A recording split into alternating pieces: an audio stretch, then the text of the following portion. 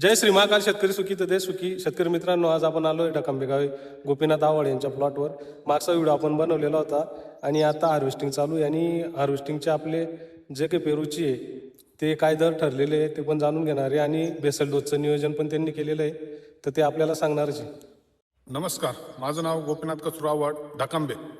मी पेरू बागायतदार. मी आत्ता रानाड्याचा basal dose टाकला आहे 10-26 बोरॅकॉल, सॅटेराईट, मॅग्नेशियम सल्फेट.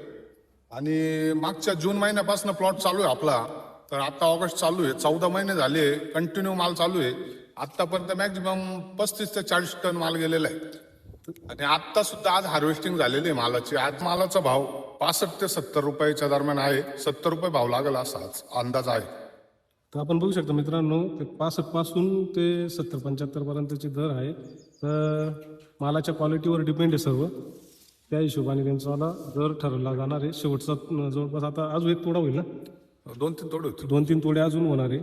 त्या शेवटचं आता हार्वेस्टिंग चालू आहे. तर अशा पद्धतीने या प्लॉटची जी कंडिशन, आपण बेसल डोस बघू शकता. बेसल डोस बोरॅकॉल, सॅटेराईट वगैरे टाकलेलं आहे. अशा पद्धतीने इथं फक्त थोडं खुरपीने हलवून घ्यायच्या.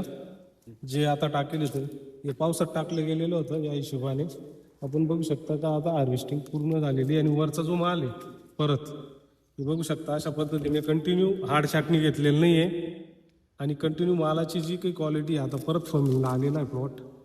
खूप सुंदर असं नियोजन केलेलं आहे.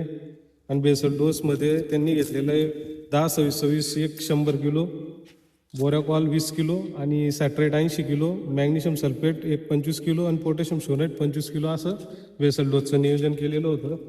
चांगल्या पद्धतीने अशा मालाची सेटिंग पण झालेली आहे पूर्ण. आता मालाची क्वालिटी आपण दाखवणार आहे.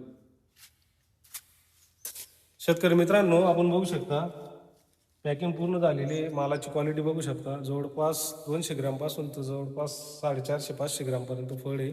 खूप चांगल्या पद्धतीने आजही 1 टन माल काढलेला आहे. पेटीची पॅकिंग बघू शकता आणि त्या हिशोबाने चांगल्या पद्धतीने